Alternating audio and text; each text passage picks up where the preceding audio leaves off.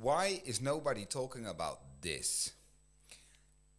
People got the tendency to not talk about uncomfortable truths. And we might all have got that tendency to leave the truth a little bit behind sometimes, especially when it's uncomfortable. Maybe only when it's uncomfortable, right? Because we're not straight up liars. Mm,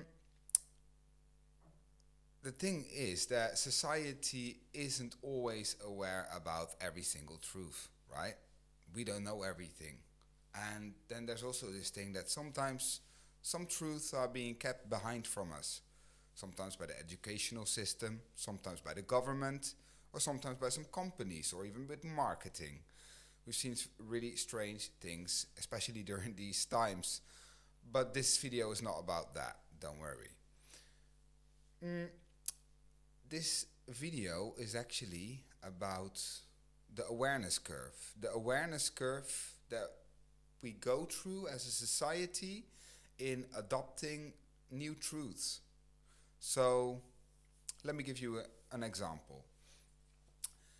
Think, for example, about asbestos. First, there wasn't asbestos, and houses weren't insulated that well. In the times, the 40s, the 50s, asbestos came along, and it was known for its high insulation capability. It was very practical to use because it can be sawn into really precise pieces.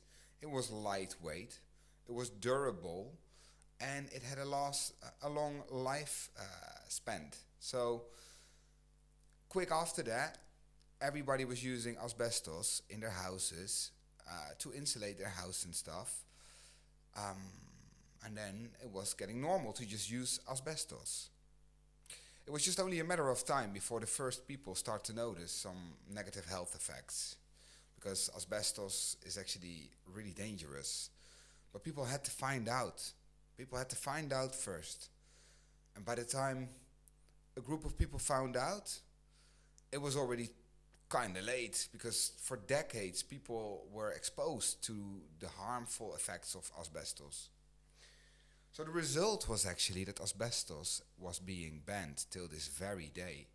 And if you've got asbestos in your house, most people let it remove, especially when they do a makeover of their house. And you got these professional companies with men in white suits that come and clean and clear up all the asbestos from the building place, because it's dangerous.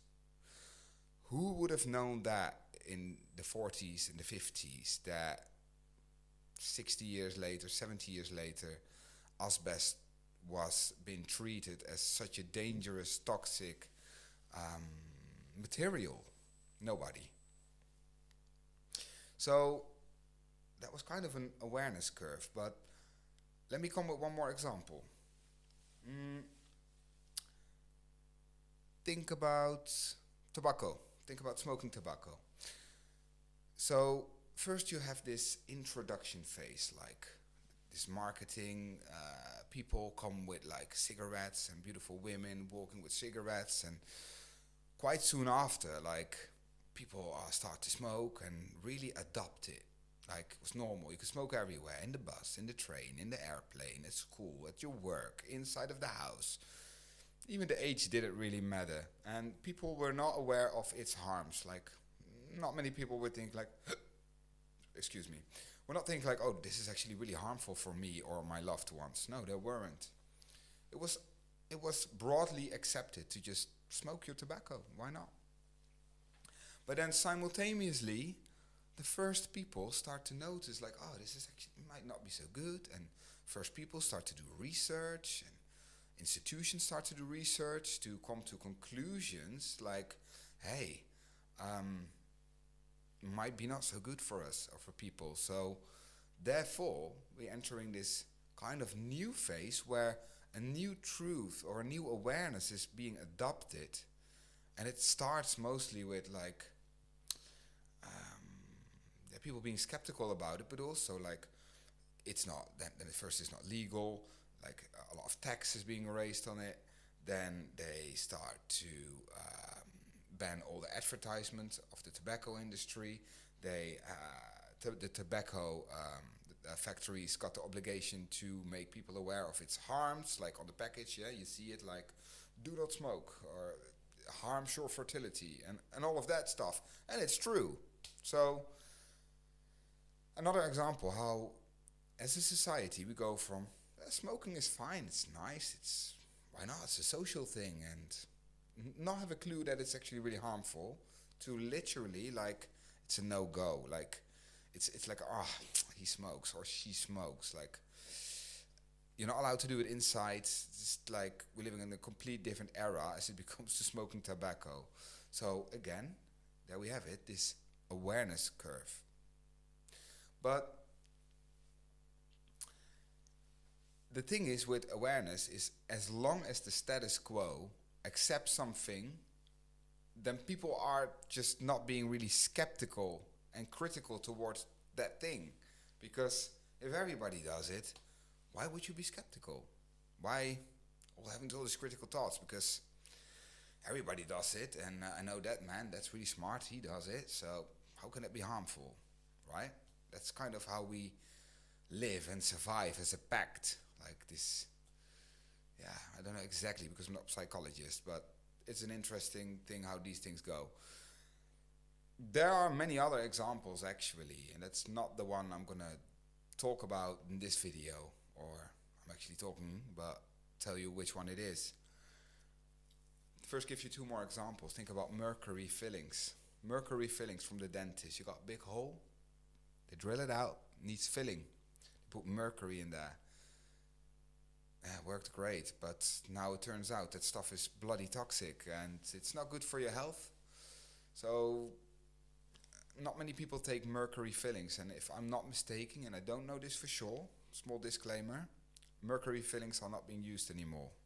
At least I would never take it. Anti-conception, and I mean the anti-conception pill, these pills for women, right? It was great. It was great that these anti-conception pills were out there. Women just didn't have to deal with their period and their cycle. They didn't have to deal with condoms and stuff, and the anxiety of getting pregnant from somebody that they didn't want to, but they did want to have sex with that person, etc., etc. Now it turns out it has a huge effect on the whole hormonal system of women.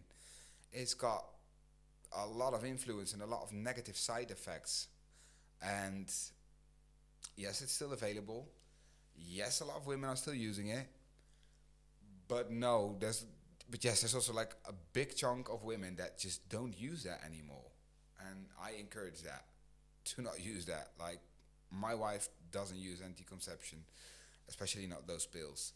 So, because a lot of women are still using it and are not aware that it's actually has a harmful effect with loads of side effects to their body and mind even, you could say we're halfway this awareness curve. That awareness curve hasn't finished yet. And maybe you can even say the same about these mercury fillings, but I don't know enough about that one. So you might hear me rant and talk about all of this, and you might ask yourself, what awareness curve is ahead of us that I can anticipate on already, so I don't need to write the whole curve with all cons and maybe even harmful effects or side effects that comes with the next curve. Well, here's that new awareness curve that I'm predicting to be about, and it's EMF. It's EMF, electromagnetic frequencies or fields. EMFs are coming from our phones, all our technical devices, laptops, all our smart devices in our house, wearables, vehicles, outside from these telephone towers. There's a whole world and there's a lot to know about EMF, and people are not paying attention. And you might haven't paid attention so far, but that's okay, because you are about to know a hell of a lot more about EMF. I've been diving into did a really deep dive as it comes to EMF, and I can tell out of my own experience that it's worth it to know about it and to make some, at least a couple of serious measures. And don't worry, these measures won't affect your comfort in the sense that you can't use your phone anymore, your laptop or your fancy car. You can use all of it, but maybe slightly in a different way. And there's a lot more to this. You can make your house EMF free if you really want to, but you can at least reduce the EMF, because these EMFs got a very negative health effect. And I can tell you a lot about it, and I will. But for that, I kindly ask you to subscribe to my channel, encourage me to share all my knowledge with you guys. Ask me whatever you'd like to know in the comment sections, and I promise you I'll make a video about that. And if you really want to know as much as I know about it, consider to buy my course about EMF. I made a lot of effort, months and months and months, to make this online course so you know exactly how it works, what to do, and how to protect you and your loved ones now and into the future. Because radiation is not going to go away. It's only going to get worse. 4G, 5G, 6G, electric cars, the whole shebang. I'm going to tell you all about it, but please subscribe to my channel and I'll get back to you really soon. Love you all. Thanks for listening and watching, and I'll see you at the next one. Cheers.